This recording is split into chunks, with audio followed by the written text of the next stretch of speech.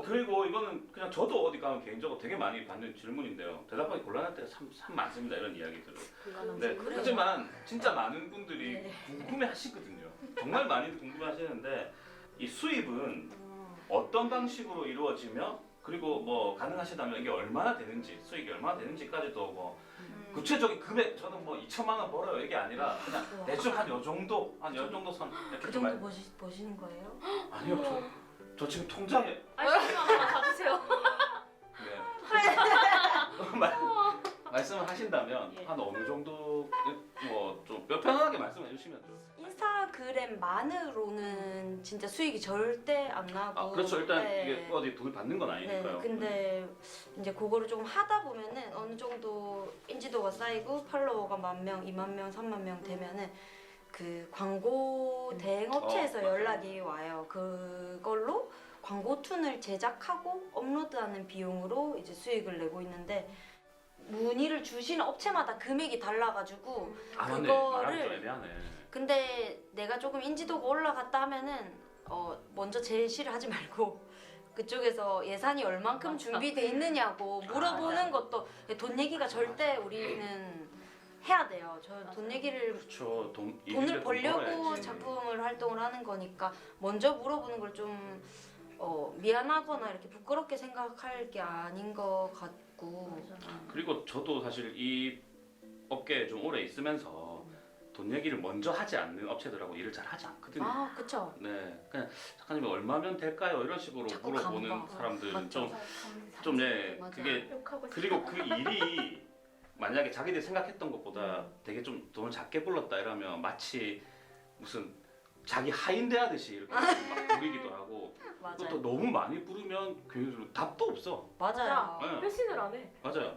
그래서 그냥 짜증. 요즘은 이제 좀 점점 그런 게 줄어들고 있긴 한데 먼저 이 정도의 준비를 하고 있다라는 제안을 주시는 곳에서 작가들이 좀 이제 이건 해도 되겠다 혹은 뭐 나는 원래 이 정도지만 요 일은 재밌으니까 좀 더 깎아서 이거는 할만하겠다 또 이런 판단을 선택적 판단을 하는 것이 가장 좋은 계약 방법이지 않나라는 생각도 좀 드는데요. 좀 다른 분들은 또 혹시 뭐 수익이나 그런 게 어떻게 되시는가요? 어떻게 된 거였지? 수익. 수익을 얻는 방법이나 그리고 어떤 수익의 구체적인 금액 같은 것도 혹시 뭐 말씀하실 수 있으시면 얘기해 주세요. 미카 작가님이랑 똑같이 광고가 먼저 들어오고 그냥 되게 작은 광고 들어온 거부터 조금씩 커지기 시작하면 맞아. 그 뭐라 그러죠? 공공기관? 맞아요. 뭐 이런 데서도 공공기관. 들어오고 아니면은 진짜 그냥 일러스트 자체 외주 같은 데 들어오기도 해요.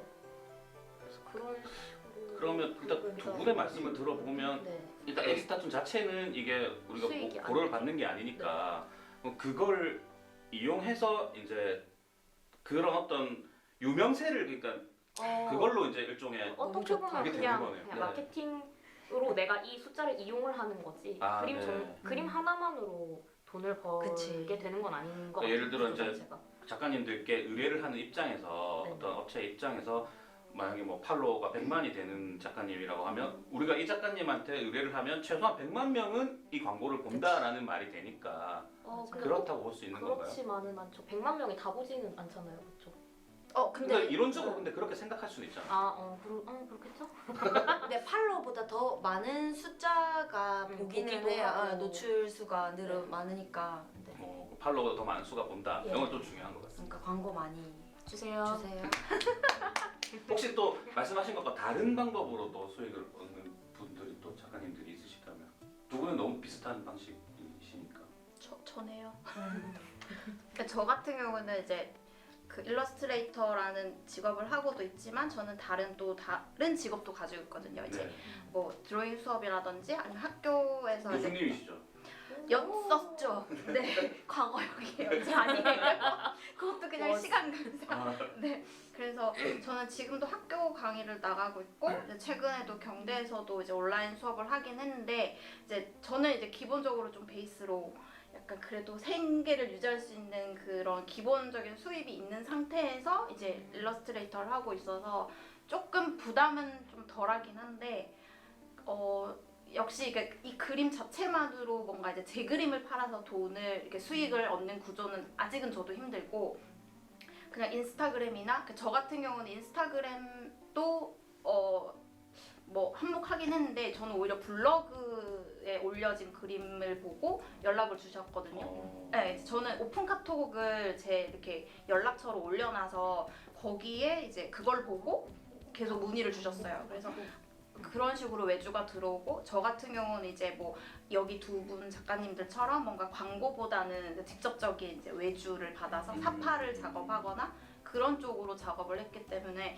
이렇게 뭐 한 컷당 얼마로 이제 작업을 하고 그 금액도 사실은 다 천차만별인데 안에 이렇게 어떤 내용이냐에 따라서도 금액이 달라지고 그게 그렇죠. 어려워지면 다 다른 것 그렇죠. 같아요. 네. 또 크고 어려운 작품을 하면 뭐 한 10배 이상도 네네네. 갈 거고 그런 수익이 좀 그런 것 같기도 합니다. 그리고 그 일러스트 페어 같은 데도 좀 활동하시지 않으세요?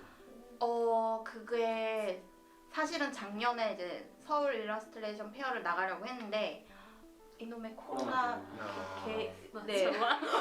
저거 뭘 들은 거지? 아, 개까지만 했어요. 개가 코로나 개가. 네. 네. 그 때문에 네. 뭐 그냥 저는 그 전에 일단 제가 먼저 그냥 취소 신청을 하긴 했는데 결국에는 페어 자체가 그냥 취소됐더라고요.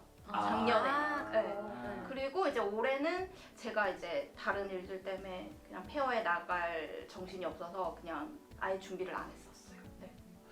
알겠습니다. 그 아무개란 작가님은 저는 이걸로 돈을 번 적이 한 번도 없어가지고 완전 약간 취미 생활. 있잖아요. 그거 아까 얘기했잖아.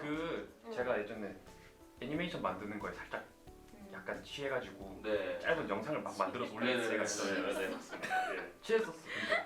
근데 뮤직비디오를 개인이 이렇게 혼자 하시는 분이 한번 같이 만들어보자 그래가지고 돈을 받아서 같이 했던 기억은 있는데 주기적으로 뭔가 이렇게 좀 유지를 할 수 있는 돈은 근데 원래 먼저 그렇게 뛰어. 시작하는 거 아닌가요? 맞아. 그러니까 네 나도 분의 하고 싶다. 말씀을 이렇게 쭉 들어보면 역시나 일단 인스타툰 자체만으로는 어떤 수익이 나는 시스템은 아니다라는 네. 결론이 나는데 그럼에도 불구하고 수많은 작가분들이 인스타에서 작품을 하려는 어떤 이유는 뭐 아까 말씀드린 결국은 좀 유명세를 탈 수 있다라는 이유 때문이 아닐까 정도로 이제 생각이 좀 드는데요. 돈 얘기하니까 계속 우울해지는 것 같은데. 원래 작가들이 그렇죠 뭐. 네.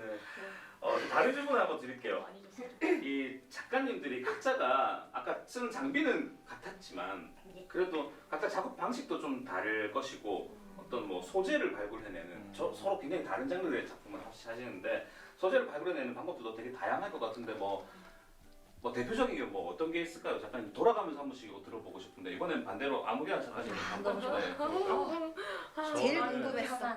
저는 약간 버릇처럼 이거 소재다 약간 하는 그런 게 있어요. 약간 저는 일상에서 재밌는 게 있으면은 이거를 그리면은 되게 재밌겠다 싶어서 소재다 싶으면 무조건 폰에다가 적어 놓는데 제가 이게 버릇이 돼서 뭐만 하면 소재다라고 약간 주변 사람들이 오히려 이거는 소재 아니냐 하고 할 때도 있고 맞아. 친구들이 전달을 해줄 때도 있고 자기들이 좋았다는 거 그런 식으로 해서 그걸 이제 한번 10컷이라는 제한이 있으니까 10컷에 맞게 10줄로 좀 정리를 해서 텍스트로 정리를 한번 해놓고 그걸 한번 그리는 그러니까 이를테면 영감이 계속 일단 온다라는 거죠. 그러니까 이 오는 거를 캐치를 해내는 게 결국 능력일 텐데. 오 되게 대단한 사람이죠.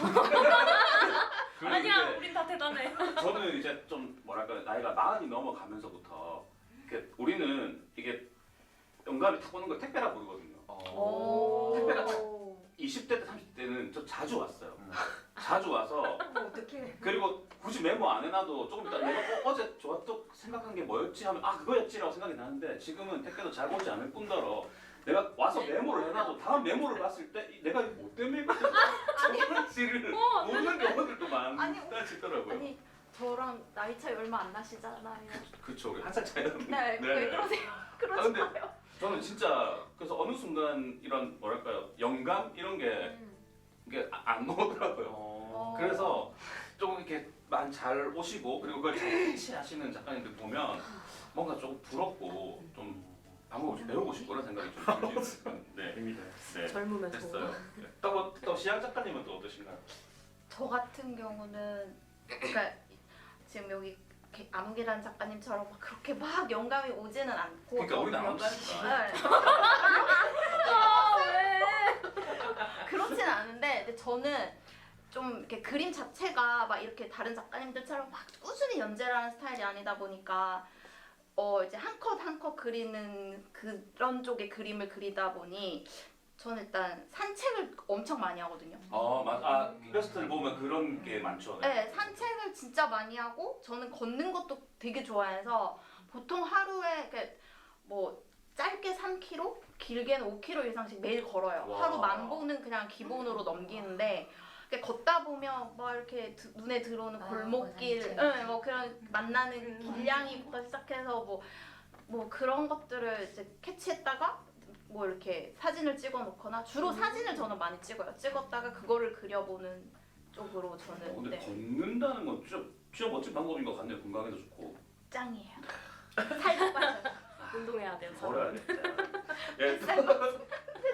김송 작가님 혹시 뭐 자기만의 방법이 있을까요? 저는 좀 이렇게 비슷한 맥락이긴 한데 좀 네. 지나간 일에서 뭘 많이 찾기는 아 해요. 주로 어쩌면 또 경험에 의한 이 내용들도 좀 많다 보니 네. 맞죠? 그리고 그냥 그 지나간 일뿐만 아니라 뭐 노래를 듣는다든지 영상을 본다든지 하면 거기서 되게 스쳐 지나가던 작은 그런 게 있거든요. 영상 소주 하나 탁 하면서 영상 보면 이렇게 막탁 오는 그런 거예요. 소주를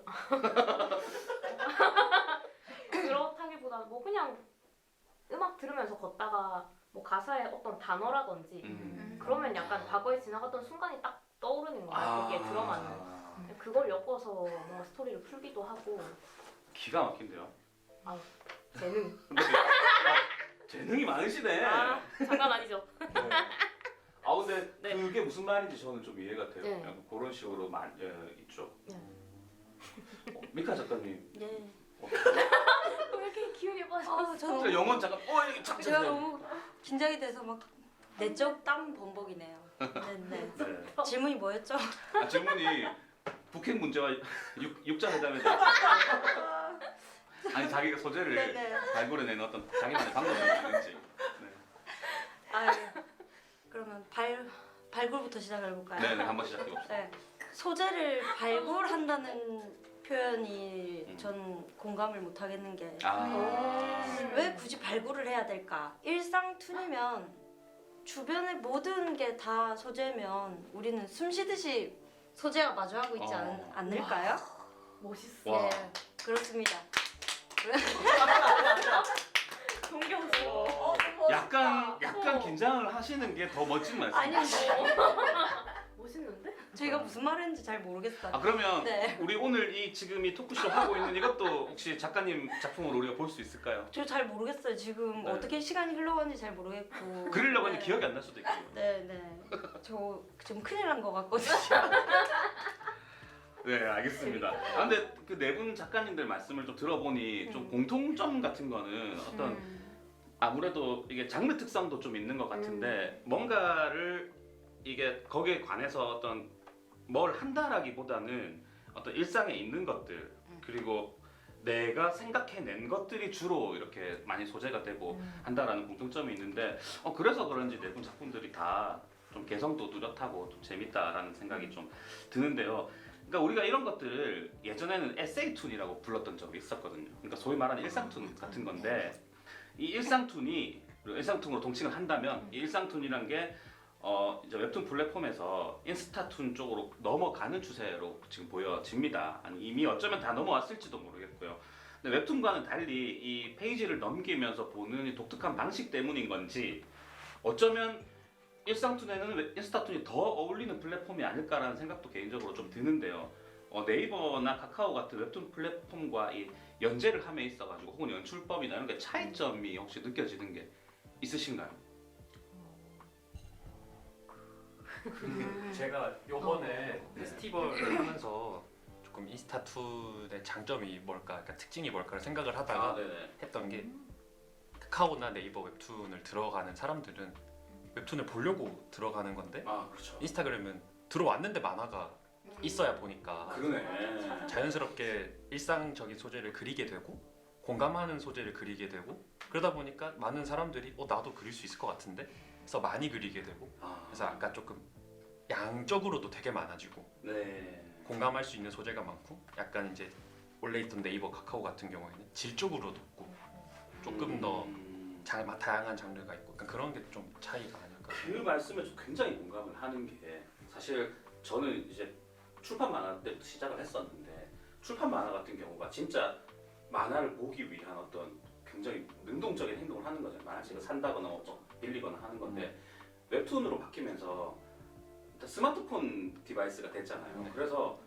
굳이 내가 만화책을 사러 서점에 가지 않아도 그냥 늘 만화가 내 주머니에 있다라는 거죠. 꺼내서 언제라도 볼 수 있게 돼버린. 그래서 이 만화라는 것이 웹툰이 되면서 굉장히 좀 뭐랄까 국민 컨텐츠가 된 경우라고 보는데 인스타툰 같은 경우는 어쩌면 이거보다 훨씬 더 크게 내가 만화를 보려고 켰던 건 아닌데 만화가 갑자기 훅 들어왔어. 그렇죠. 그건 이런 느낌이라고 볼 수 있겠네요. 굉장히 좀, 예, 좀 재밌는 시각인 것 같고 그게 사실인 것도 같습니다. 그러다 보니까 그러면 조금 더 편안하게 보기 위한 어떤 뭐 그 웹툰과는 다른 어떤 뭐 연출 방법 이런 걸 혹시 생각해 하고 하신 적은 뭐 있으실까요? 그 요즘에 그 음악을 인스타그램에서 좀 음악을 자유롭게 쓸 수 있도록 좀 시스템이 바뀌었더라고요. 릴스라는 그 기능을 네네네네. 넣어가지고 그리고 인스타그램에서 약간 숏 무비처럼 이렇게 틱톡 같은 그런 기능을 좀 도입을 하려고 하는 것 같아서 약간 애니메이션처럼 만화에서 애니메이션으로 자연스럽게 갔다 다시 만화로 돌아오고 그런 거를 조금 시도를 해보려고 하는 편이에요. 그러니까 10페이지가 있으면 뭐 3페이지까지는 그냥 만화다가 4페이지 넘기면 그건 또 음악 나오고 움직이고 하다가 다시 5페이지 멈추고 네, 어, 그런 식으로. 네, 그런 거 봤는데 되게 괜찮더라고요. 근데 조금 단점은 이게 시간이 조금 길어지니까 제작하는데 시간이 길어지니까 그런 단점이 좀 있는데 뭐 그 정도야 감안을 하고 좀 시도를 항상 해보려고 하는데 어렵네요. 만약에 김송 작가님처럼 어떤 조금 그렇게 못하게 한다거나 이런 대응을 하다 보면 뭐 일종의 좀 해코지 같은 것도 있지 않아요? 뭐 계속 악플을 뭐 돌아가면서 쓴다든지. 근데 재밌다. 저는 연재 특성상 되게 많은 악플 막 되게 많이 당해가지고 악플을? 네. 어머 이제 시간 많네. 무덤덤해. 이제 웃기네 약간 이렇게 할 수 있는. 참 시간 많아. 악은 부지런하다가 맞아. 진짜 그 진심으로 김송 못하. 작가님 작품에 악플 다시는 분들 신경 안 쓰시니까 굳이 그렇게 그거- 안 해요. 이제 별 타격이 없어. 네, 해도 소용 관심 없다고. 없다고 합니다. 진짜. 너 차단 약간 이런 느낌이라서. 네. 근데 사실 뭐 저도 악플 많이 봤는데 이렇게 무덤덤하게 말씀을 하실 수 있는 정도가 되려면 아마 맞아. 꽤 오랜 시간 동안 그러니까. 아픔이 있었을 거라고 생각하고 그리고 지금 말씀도 이렇게 하셔도 맞아. 정작 이 텍스트를 보면 달라요 진짜. 그 순간에는 창백해진다니까. 침착할 수 없지. 예. 창백해진다니까요. 한숨부터 나오고. 악플은 또 약간 캠페인 같은 말씀을 드리자면 이 어떤 컨텐츠 작품의 그 밑에다가 어떤 댓글이나 자기의 평 이런 걸 달 수 있는 시스템은 이 우리나라에 만화밖에 없는 것 같아요. 웹툰, 인스타툰 다 모두 마찬가지라고 보는데 전 세계 이거 외에 아무도 그렇게 할 수 있는 시스템이 없거든요. 정말요? 이 우리 작가들은 정말 이게 보시면 아시겠지만 되게 힘없는 개인들입니다. 개인. 맞아. 우리가 맞아. 무슨 뭐 다른 유명인 연예인이나 정치인들처럼 아무도 나를 어떤 지켜주지 않아. 중간에 보호할 수 있는 어떤 세력이 있는 것도 아니고 한 명의 개인이 그런 것들을 다 받아들여야 되는 시스템이라서 여러분들 뭐 무슨 마음으로 하시는지 이해는 좀 하지만 좀 예쁘게 좀 봐주셨으면 좋겠습니다. 다들 많이 힘들어하고 있습니다.